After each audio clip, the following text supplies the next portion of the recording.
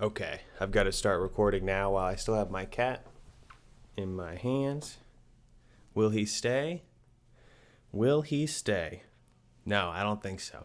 But what's going on, guys? Just like the title... Yep, he's not staying. Just like the title suggests, today's Monster Mondays, we're going to dive into the troll today.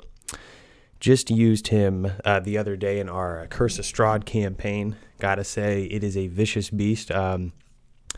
Only really used them, though. I watched a WebDM video, a new one about their trolls. I gotta say, again, folks over there at WebDM, they really helped me become a great dungeon master. But please check out Jim Davis over there, the wonderful people over at WebDM. They just did a video on the trolls, so I'm going to piggyback on Jim Davis here for a second. But if he'll let me, I'm not trying to step in on his territory or any of the other popular D&D guys' territory, but we're just going to go quickly over the troll, kind of do a quick summary of him. What can you say about the troll? He's vicious. He's violent. He's creepy. He's kind of disturbing, but also he's a brute. He is a brute, and we experienced a death last night in our party due to one of them. But yeah, let me just kind of hop into it right here, and we're just going to check out the stat block you've got right posted. But the big ones about the troll, his strength and his con. He's going to have some health. He's going to have some strength. He's going to pack a punch, especially if you're DM'd to roll for hit points. Juice him up. Make sure, especially if you're fighting higher levels, juice them up, especially juice up the hits too. But that being said, they got an okay perception. Cool, I guess, but they got dark vision. They know the giant language, and yeah, they are classified as giants. But just like Jim Davis said, they're more of like an apparition kind of. They're more of like some sort of quasi-space unknown creature due to its regenerative abilities. Let's hop into its regenerative ability. Yeah, it's got keen smell, but whatever. Its regeneration is its big one. When you're almost like this beast can graft its body parts back to itself. If it were to lose a limb, it could just pop it back on, give it an action. With the regen, it's going to be weak to fire and acid. But if it doesn't take any of that damage, it'll automatically regenerate the 10, which is good. But at higher levels, juice it up, which is anything at higher levels. I'm always going to say juice it up. But if you're also playing with the loathsome limbs, which, we had fun with playing the other night, last night, but if they take if the troll takes about, I think it says, 15 slashing damage in the Monster Handbook, it can be whatever, DM's discretion, but at that amount of slashing damage, 1 to 10, nothing could happen. 11 to 14, an arm is severed. 15 to 18, a leg is severed. And then 19 to 20, the troll is decapitated. And if it can't regenerate through that way, it will die. But we had one part where, oh no, well, maybe I misread that wrong, but with our loathsome limbs the other day, one of the trolls lost a leg, and pretty much they were fighting on top of a dock as the multiple trolls were getting pulled out and getting on top of the dock. One lost his leg due to that loathsome limbs, and he fell back into the dock. I thought it was pretty funny. That being said, people were getting swarmed and attacked. I still thought it was funny. Hopping into his multi-attack too. He's going to go in first with his chomp. So he's going to try to chomp the shoulder, chomp at the back, chomp at the neck. And then from there, he's going to make his 2 claw attacks, slashing, probably slashing into the fleshy bits, the stomach. Last night in our game, a troll, pounced up from the dock, started, bit into the paladin, started, ripping away at some armor.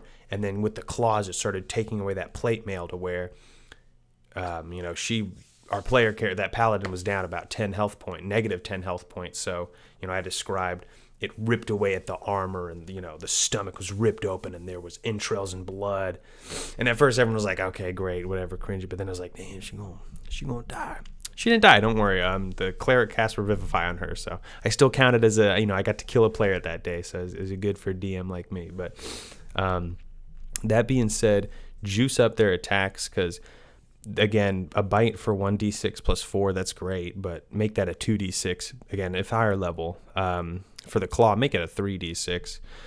They have a challenge rating of 5, so if you have 5 level 1 player characters, I don't think they'll be able to kill that thing. I don't think 5 level 1s would.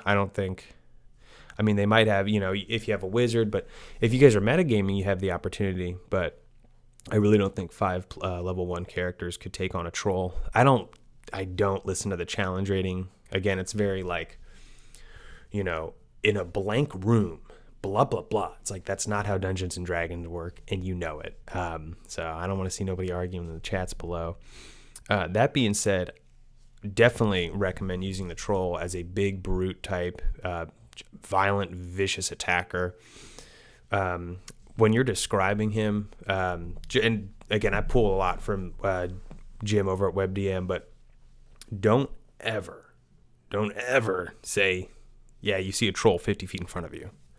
No, you see a hulking figure, almost with skin crawling, stare back at you with lifeless void eyes, with a gaping maw, salivating while staring at you. Its claws, sharp to a point. You don't want to describe, it's a troll, because then, okay, let's use acid, fire damage, we'll take him out in 2 minutes.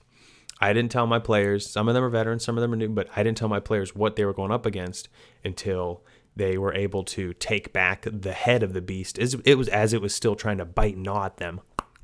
The player had one of their heads held up, but they showed one of the priests in town, and he was able to tell them what was happening. And this is, in our Curse of Strahd game, there are no trolls in the Curse of Strahd. This was all, I watched that troll video and homebrewed it, but there would be a situation where there is in the sense that I did a little side quest of, there's going to be one of those really brutish Anais hags, or however you pronounce them. But basically, she's kind of mind controlling them to abduct children, used for a ritual. Because, like I said, it's our campaign. Like in previous videos, it's your campaign. It's your play. You're the player in it. Also, you're the DM in it, so have some fun. And I'm one of the DMs that's like, well, I need to have some combat to have some fun, and so are my players. So I threw it out there. I said, here's a little side quest, and they took the bait. So let's hope they continue down that path and can find out the real motive for the trolls kidnapping the children in Wallachia. But yeah, that being said, use the troll to your advantage. Have them guard a bridge. Have them be a mind-controlled slave, or just an obedient, because they could be technically controlled, but they're they have their own semblance, and they really are going to do what they want to do. A troll's going to do what a troll's going to do. You can have them, you can pay them off, but when it comes down to it, whatever the troll wants, the troll's going to do. Great enemy as a DM to run. I always recommend, throw 2 out there. Don't throw 1, but a worthy opponent for a player to go up against. At first, I had a couple of level 5 players, and 2 of them were attacking them. And yeah, they went down really quickly. I wasn't able to, I think I got 1 attack in. Well, they stuck around the lake, around the dock, and they were eventually able to, basically, through a minor illusion of casting, children and children's laughter, they were able to draw out multiple, like almost 12 or something trolls. And then it became, oh, okay, they're overrunning us. They are powerful, and they have a lot of health. Let's go, go, go, go, go. And it's pretty cool at that point, too. Because then I got to, like I said, I got to do some damage. But I will always recommend... I'm always going to recommend a troll after that, because they're really fun. If you need a big brute, a big bruiser as a DM, go with the troll. That being said, if it's higher level, juice up hit points, juice up regen, make it 20, make it 15. Multi-attack, just add an extra die in there. If they're at level 5, give the bite 2d6, give the claw 3d6. That being said, that's the troll. Don't ever stop, in all my monster videos, describe your monster, less than 2 sentences, and don't say the name because you're going to take away all the fun out of it. But hey, if you like what you watch, please make sure to like, favorite, and subscribe down below. It would really help out a lot. We're going to try to get to 100 subscribers by the end of the year. Join the Town Square Discord down below. Would love to have you in there. You can throw in your ideas. But yeah, comment down below. Next Monday, Monster Monday video we should do.